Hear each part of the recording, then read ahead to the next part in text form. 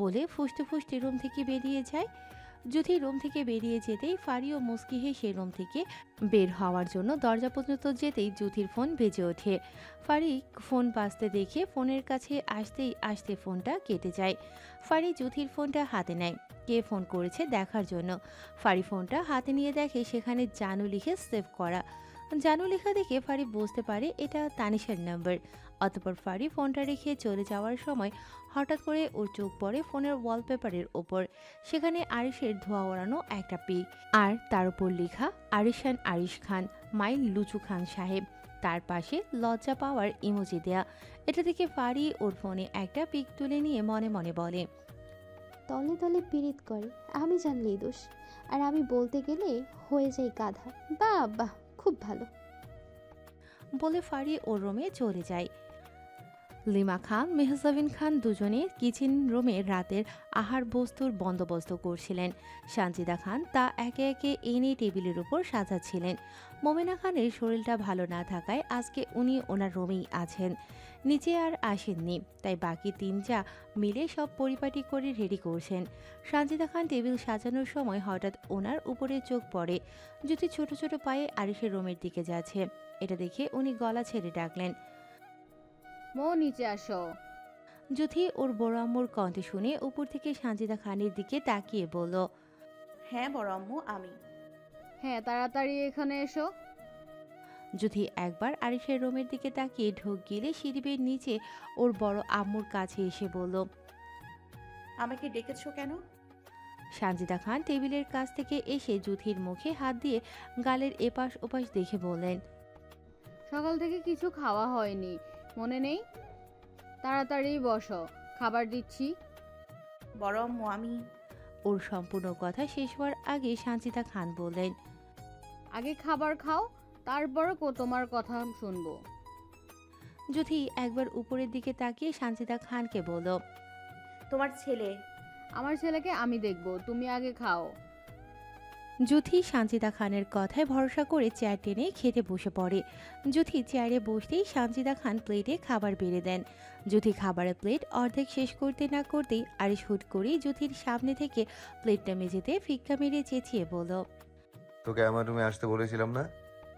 সানজিদা খান আরিশের কথায় ওর সামনে গিয়ে বলেন, আরিশ ও সকাল থেকে কিছু খায়নি, আমি। আম্মু, আমার থেকে ওর খাবার বেশি হয়ে গেল। বাবা তুমি। যুথি আরিশের হুঙ্কার শুনে হাতটা ধুতে না ধুতেই আরিশ যুথির হাতটা টান দিয়ে ওর কাছে এনে পাজা কোলে তুলে ওর রুমের দিকে হাঁটা দিল। আরিশকে সানজিদা খান যুথিকে ওভাবে কোলে তুলে নিয়ে যেতে দেখে তপ্ত নিঃশ্বাস ফেলে মনে মনে বললেন, হ্যাঁ, হে আল্লাহ, আমার ছেলেটার রাগটা একটু কমিয়ে দিন, আর নয়তো মেয়েটা মার খেতে খেতে মরে যাবে। আরিশ যুথিকে বিছানার উপর রেখে দরজাটা ভেতর থেকে লক করে ওর কাছে এসে দুবাহু চেপে ধরে বলল, তোর পেটে কি হয়েছে? এত খাই খাই কেন? আমার সামনে একদম চুপ করে থাকবি না। যুথি আরিশের হুঙ্কার শুনে ভয়ে আরিশকে জড়িয়ে ধরে কণ্ঠ নামিয়ে বলল, হ্যাঁ, আমি তো খাই খাই করি না, বরং আমি তো আপনার রুমেই আসতে যাচ্ছিলাম, তখন বড় আম্মু। যুথি আরিশকে জড়িয়ে ধরতেই আরিশ যুথির গলায় মুখ ডুবিয়ে যুথির গায়ের ঘ্রাণ নিয়ে স্লো ভয়েসে বলল। চুপ। আরিশ যুথির গায়ের সাথে এভাবে কিছুক্ষণ লেপ্টে থাকার পর ঘাটটা উঠিয়ে ঘুরিয়ে ফিরিয়ে বলল, আমার হাত পাটা ভীষণ ব্যথা করছে, একটু টিপে দে। যুথি আরিশের কথা শুনে অবাক হয়ে বলল, আমি। তো তুই ছাড়া এই রুমে আর কেউ আছে নাকি? কিন্তু। কথা পেঁচাবি না, হাত পা টিপে দে। বলে বিছানার সাথে হেলান দিয়ে চোখ দুটো বন্ধ করে নেয়। এটা দেখে যুথি আরিশের দিকে তাকিয়ে দাঁত কিরমির করে মনে মনে বলল, শেষ পর্যন্ত এই লোক পাহা টিপার জন্য এভাবে চিৎকার চেঁচামেচি করে আমাকে নিয়ে এলো, আমাকে খেতেও দিল না, খারাপ লোক। বলে আরিশের পা দুটো যুথির ছোট হাত দুটো দ্বারা টিপে দিতে লাগলো। যুথি আরিশের পা 10 মিনিট টিপতে না টিপতেই ওভাবেই আস্তে করে আরিশের পায়ের উপর ঘুমিয়ে পড়ে। আরিশ পায়ের উপর তার মুখকে নেতিয়ে পড়তে দেখে চোখের উপর থেকে হাতটা সরিয়ে বিছানার উপরে উঠে বসে যুথিকে বাচ্চাদের মতো কোলের মধ্যে আবদ্ধ করে নিয়ে নিঃশ্বাস ফেলে বলল, কপাল করে একখান বউ পেয়েছি, এত জোর করে নিয়ে এলাম একটু সেবা করবে বলে, এখন উল্টো আমাকে সেবা করতে হবে। বেলা দুপুর 2:45। লোকজনের ভিড় উপচে পড়ছে। হাজার হাজার মানুষ বিজয়ের আনন্দে চিৎকার চেঁচামেচি করছে আর স্লোগান দিচ্ছে, আরিশ খান চেয়ারম্যান সাহেব নয়, এখন সে আমাদের এমপি সাহেব। সবার এত ভিড় জমেছে যে মানুষ হাঁটতে পর্যন্ত কষ্ট হচ্ছে। আমান সে আরিশের পাশে চোখ দুটো ছোট ছোট করে আরিশের দিকেই তাকিয়ে আছে। সে জানতো এসব নেতৃত্ব ক্ষমতা খেলায় যখন আরিশ খান হাত লাগিয়েছে তখন সে বিজয়ী হবেই। আর আজ 3654টা ভোট বেশি পেয়ে এমপি হয়েছে। এমন সময় আরিশকে পুলিশ কমিশনার শুভেচ্ছা জানিয়ে মঞ্চে কিছু বলার জন্য বলতেই আরিশ মঞ্চে ধীরে ধীরে উঠে দাঁড়ায়। কালো পাঞ্জাবি, চোখে তীব্র আত্মবিশ্বাস, চারপাশের ক্যামেরার ফ্ল্যাশ, নেতৃত্বের শুভেচ্ছা আর সাধারণ মানুষের বাঁধভাঙা উল্লাসের মাঝে বলল, এই চেয়ার, এই দায়িত্ব শুধু ক্ষমতার খেলা নয়, এটা আমার যুদ্ধের পুরস্কারও নয়, এটা আমার প্রতিশ্রুতির শুরু। যারা আমার বিরুদ্ধে দাঁড়িয়েছিল তাদেরকেও আমি সঙ্গে নিয়ে এগোবো। বলে আর চোখে আমানের দিকে তাকিয়ে বাঁকা হেসে জনতার দিকে তাকিয়ে বলল, আমাকে ভোট দিতে কাউকে বাধ্য করা হয়নি, কিন্তু যারা আমার বিরোধিতা করে এখনো পর্যন্ত বেঁচে আছে তাদের ভাগ্য ভালো, কারণ এখন সবকিছু আমার দায়িত্বে। আর যাকে একবার ছাঁটাই করব সে কান্না করার সুযোগ পাবে না। আরিশ এতটুকু বলে মঞ্চ থেকে নেমে দাঁড়াতেই ওখানে থাকা মাঝবয়সী টাইপের একজন নেতা পাশে থাকা কমিশনারকে বলেন। ওনার কথায় কমিশনার সাহেব বলেন,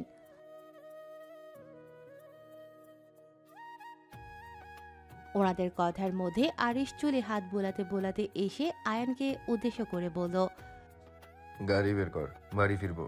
বাইরে মেঘ করছে ভীষণ। আর এখানে থাকা প্রত্যেককে বিজয়ের মিষ্টি খাইয়ে দিস। আর আমান, ওকে আমি পার্সোনালি ট্রিট দিব। বলে কমিশনারের দিকে তাকিয়ে বলল, পার্টি অফিসে রাতে চলে আসবো, আপনারা ওখানে দেখা করবেন। বলে ব্যস্ত পায়ে হেঁটে বের হয়ে আসে। আরিশকে বের হতে দেখে আয়ান ও ব্যস্ত পায়ে হেঁটে বের হয়ে আসে। আরিশ গাড়িতে উঠে চোখের উপর হাত দিয়ে বসে থাকার মধ্যে ওর ফোনে ফোন আসে। আরিশ ফোন বাজতে দেখে চোখের উপর থেকে হাতটা সরিয়ে দেখে স্ক্রিনে বাবাই নামটা ভেসে উঠছে। এটা দেখে আরিশ শত ক্লান্তির মাঝেও মুচকি হেসে ফোনটা রিসিভ করে বলল, আসসালামু আলাইকুম বাবাই। কেমন আছো বাবাই? ফাইন মাই সন। এই বাবাইটাকে তো একদম ভুলেই গেছো। না বাবাই, দেশে ফেরার পর ইলেকশনের কাজে সময়টা অনেক বিজি কাটছে, তাই সময় করে। হ্যাঁ, বুঝতে পেরেছি বাবা। এইমাত্র লাইভে দেখলাম বাংলাদেশের তুমি এমপি নেতৃত্ব পেয়েছো। ছোট কই বাবাই? ও বিজনেস ডিল করতে আমেরিকা গিয়েছে। আজকে ফ্লাইট ল্যান্ড করার কথা। মামুনি কেমন আছে? তোমার মামুনি একদম তোমাকে ছাড়া ভালো নেই। সারাক্ষণ শুধু লুসিয়ান আর তোমার কথা মুখে থাকবেই। মামুনির কাছে ফোনটা দাও। ইন্ডিয়া তাইতিন ফোনটা ওনার স্বামী জিয়ান লুইজি গেন্টানার এর কাছ থেকে নিয়ে অভিমানী কণ্ঠে বলেন, আমার কাছে ফোন দিয়ে কি করবে শুনি? কেউ কি খবর নেয় আমার? মামুনি, আই এম সরি, আসলেই ব্যস্ত ছিলাম। ঠিক আছে, এইবারের মতো মেনে নিলাম। তবে দেশে যে বইয়ের জন্য ফিরলে তাকে তো একটা নজর আমাকে দেখালে না। আসলে মামুনি, বিষয়টা মাথা থেকে বেরিয়ে গেছিল। ইন্ডিয়া তাইতিন জানেন আরিশ কেমন টাইপের ছেলে। ব্যক্তিগতভাবে উনি আরিশকে আরিশের ব্যক্তিত্বের জন্য ভীষণ ভালোবাসেন। ঠিক যতটা উনি ওনার লুসিয়ানকে ভালোবাসেন ঠিক ততটাই। তাই আবারও অভিমানী কণ্ঠে বলেন, আমি এত কিছু জানি না। আমার বৌমাকে আজকেই দেখব। ঠিক আছে মামুনি, আমি তোমাকে সন্ধ্যায় ভিডিও কল দিব। হুম মামুনি, লুসিয়ান ব্যাক করলে আমাকে ফোন দিতে বলো। হুম, সে আমি তোমাকে বলতেও ফোন দেবে, আর না বললেও দিবে। এই কিছুদিন বিজনেস নিয়ে ব্যস্ত থাকায় পাগলামিটা একটু কমেছে। আর নয়তো তুমি ছাড়া তার নাকি চলেই না। আরিশ আরও কিছুক্ষণ ওনাদের সাথে কথা বলে ফোনটা রেখে দেয়। আকাশে কালো মেঘের হাতছানি, গুড়ি গুড়ি বৃষ্টি থেকে মুষলধারে নামবে নামবে ভাব। নামবে কি, বৃষ্টি ছুপ ছুপ করে পুরো শহরে বর্ষণ করতে শুরু করে দিয়েছে। খিচিয়ে বৃষ্টি নামতে দেখে খানবাড়ির মেয়েদের আর পাইকে। রোদ, ইভা, ফাড়ি, জুথি, মণি সবগুলো একসাথে দৌড়ে ছাদে এসে মনের আনন্দে ঘুরঘুর করে ঘুরতে লাগলো আর বৃষ্টিকে উপভোগ করতে লাগলো। ফাড়ি তো গান গাইতে গাইতে নাচ শুরু করলো।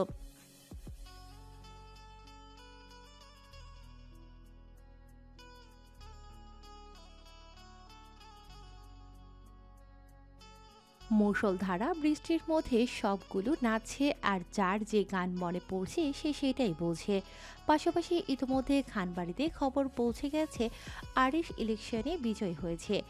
এ নিয়ে বাড়ির কর্ত্রীদের আনন্দে মিষ্টি খাওয়ার ঝম চলছে। এমন সময় আরিশ আয়ান ভেজা শরীর নিয়ে খানবাড়িতে প্রবেশ করে। সানজিদা খান আরিশকে দেখে ওর কাছে গিয়ে বললেন, বাবার নাম রেখেছো? আম্মু, আমি ওনার নাম শুনতে চাই না। উনি ভীষণ খুশি হয়েছে।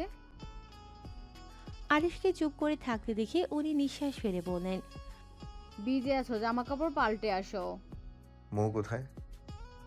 ওরা সবাই ছাদে বৃষ্টিতে ভিজতে গেছে। আরিশ আর দাঁড়ালো না, ওভাবেই দ্রুত পায়ে উপরে উঠে ছাদের দিকে চলে আসে। জুথি ওনারা শরীর থেকে খুলে একটা পাশে রেখে ফাড়িকে চোখ টিপ দিয়ে বারসোরে গানটা গাওয়ার সাথে নাচতে শুরু করলো।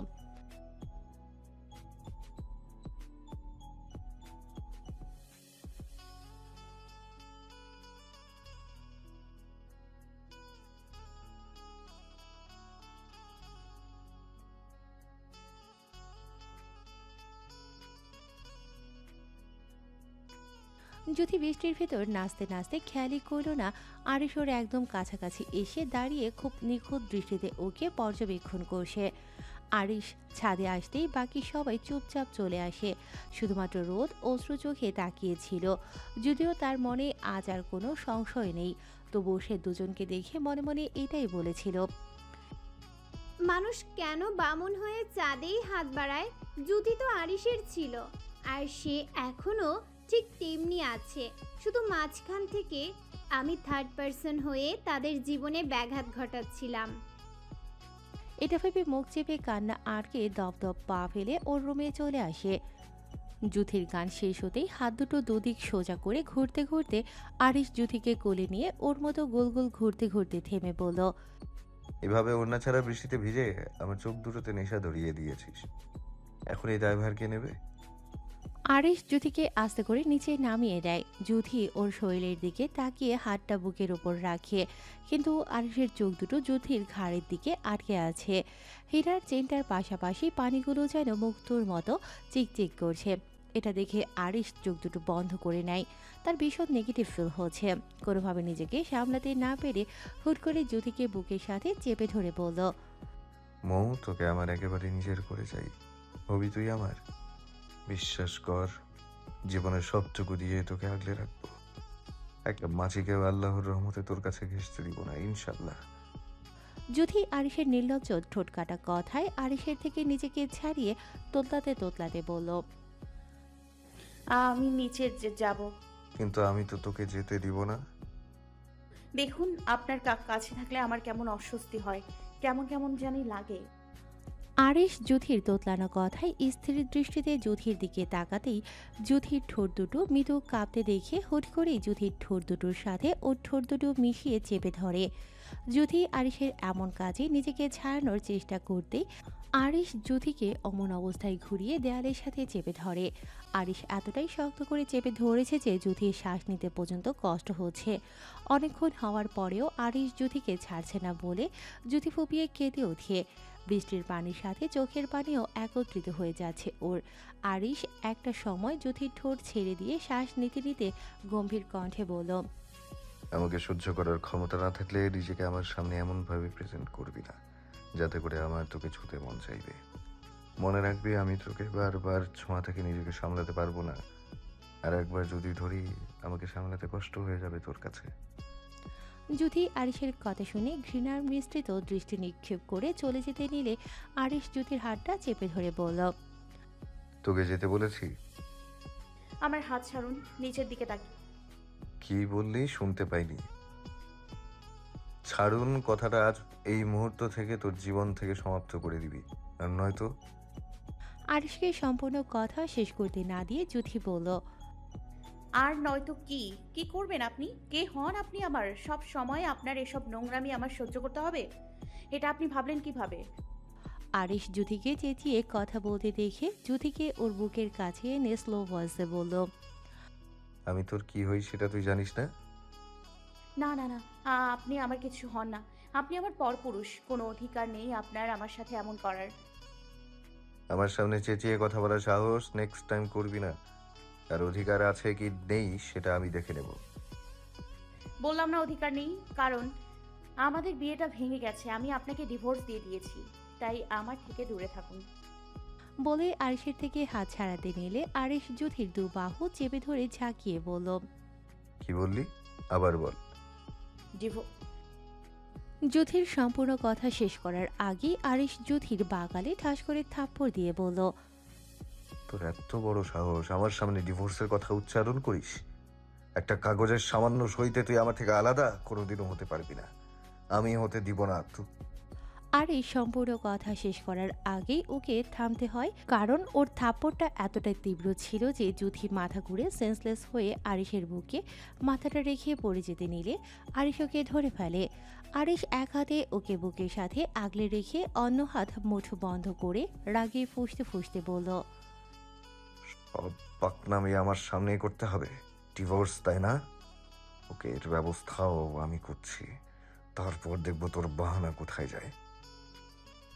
বলে ওকে পাচাকুলে তুলে ঝুমঝুম বৃষ্টির ভিতর দপদপ পা ফেলে ছাদ থেকে নেমে ওর রুমের দিকে চলে আসে।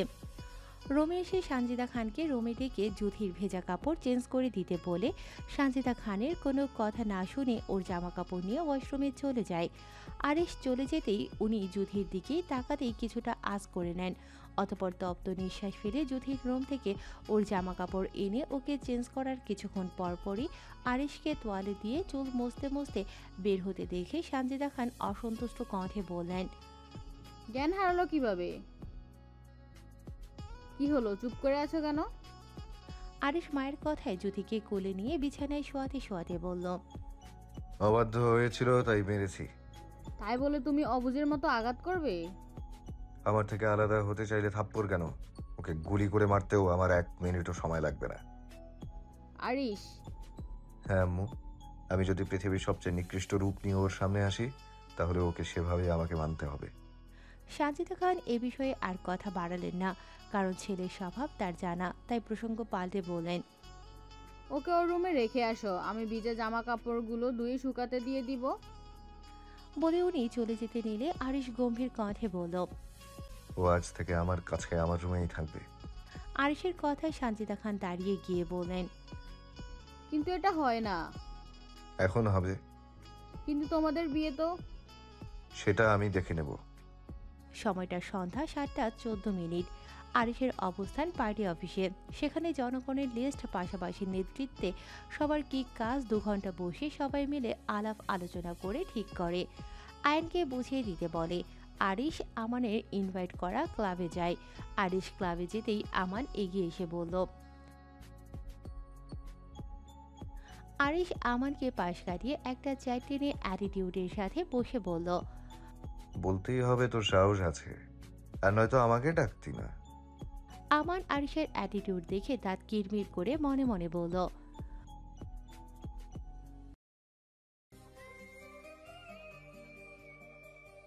ওর এসব চিন্তা ভাবনা করার মধ্যে দুজন ওয়েটার আরিশের কাছে এসে ওয়াইনের গ্লাস দিতেই আরিশ না করে দেয়, কিন্তু আরিশের বারণ করার সত্ত্বেও ওয়েটার দুজন ওকে জোর করতেই আরিশ উঠে দাঁড়ায়। পেছনে গুজে রাখা পিস্তল বের করে দুজনার বুক বরাবর ঠুস ঠুস করে গুলি করে দিতেই লোক দুজনের হাত থেকে গ্লাস মেঝেতে পড়ে খান খান হয়ে যায়। সাথে ওনারা আস্তে করে লুটিয়ে পড়ে ছটফট করে নিঃশ্বাস ত্যাগ করে। আরিশ লোক দুটোর ছটফট কমতেই হাঁটু ভাঁজ করে বসে লোক দুটোর রক্ত হাতে লাগিয়ে উঠে দাঁড়িয়ে বাঁকা হেসে বলল, কোনো জিনিস দুবার বলা আমার পছন্দ না।